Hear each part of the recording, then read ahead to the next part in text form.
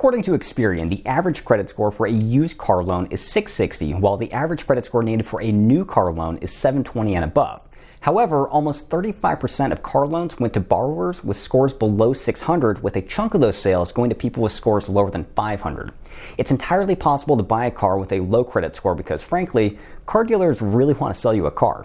Hey everyone, this is Cody with Rent Reporters, and today we'll go over what credit score you need to buy a car, about how much you'll pay depending on where your score is, and I've also got some tips on negotiating and purchasing a car with lower credit. Now let's get the obvious first thing out of the way. The better your credit, the easier it is to buy a car with a lower interest rate. But there are steps that you can take to get approved with competitive interest rates when you have poor credit.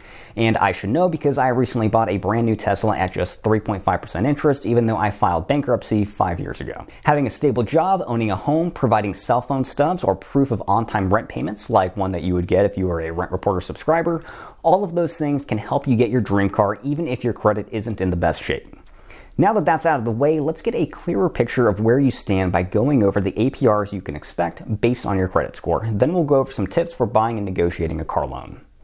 If you're in the super prime category with a credit score of 720 or higher, you'll only pay around 3.65% for a new car and 4.29% for a used car. But if you have a deep subprime score, meaning 579 or lower, you'll end up paying an average 14.39% for a new car and a whopping 20.45% for a used car. Alright, now that you have an idea of what to expect on the interest rates, let's go over some tips on how to get the best deal when buying a car when you have a lower credit score. Now again, let's cover the obvious first thing first. Do what you can to get your credit in the best shape possible before shopping for a car. Now I have to do at least one plug per video, so when you use Rent Reporters, we add your rent payments to a new trade line on your credit history so you get the score you deserve for paying rent. Our average customer sees a boost of 40 points in just 10 days. Plug is done.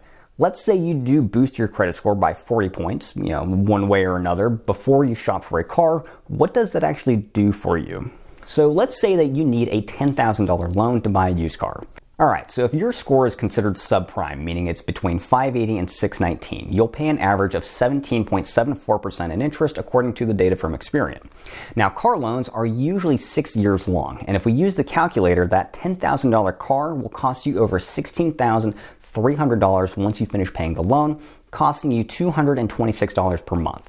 That is over $6,300 in interest on a $10,000 car if you have a poor credit score, and that is just really bad math. If you boost your score 40 points and go from 580 to 620 and you get into the fair credit category, your interest rate will fall to about 11.26%, which works out to about $13,800 and only $191 per month.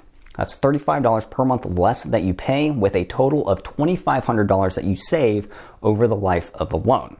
Bumping up your credit score is the single best thing that you can do when shopping for a car when you have poor credit. Check out our website, RentReporters.com, because in addition to our services, we also have a ton of free resources to help you improve your score. Next, try to make as large of a down payment as you can afford. By making a larger down payment, you reduce how much you have to borrow, and the less money you borrow, the lower your interest rates. Not only that, you can likely shorten the term or the length of the loan and still be able to afford the monthly payments. The longer the length of the loan, the more you pay in interest because there's less of a chance that you'll default over, say, 4 years than over 7 years. So the longer the length of the loan, the higher the interest gets, which means less of your monthly payment goes towards the principal of the loan, which is, what you actually owe, and more of it goes towards the interest payments instead. So even though it may be tempting to choose a longer term to reduce your monthly payment, you could end up doing some long-term financial damage. So be careful before making any decisions. Making a large down payment, reducing the money you borrow, plus getting a shorter loan term because those monthly payments are now more affordable because of the larger down payment, can save you a ton of money on your car. Number 3, apply for a loan with a cosigner. Now, a cosigner is someone such as a family member with good credit who is willing to apply for a loan with you. A cosigner shares the responsibility for the loan, which reduces the lender's risk. Now, as long as that cosigner's credit score is strong, you can get a loan at a lower interest rate compared to if you applied on your own. Really important to know, though, is if you're unable to make the loan payments, your cosigner will be stuck covering the bill. So make sure your cosigner understands that.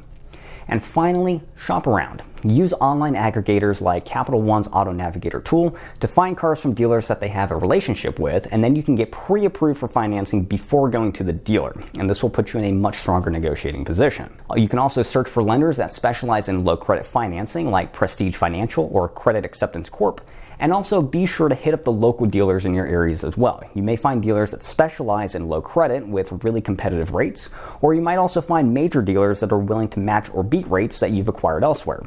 But by doing your research and shopping around, collecting as many offers as you can get, you can come to the table in a stronger negotiating position and make a smarter, more informed decision. It's entirely possible to buy a car with a lower credit score, but it's best to make sure your credit is in the best shape beforehand to decrease the interest rate and make it easier to negotiate.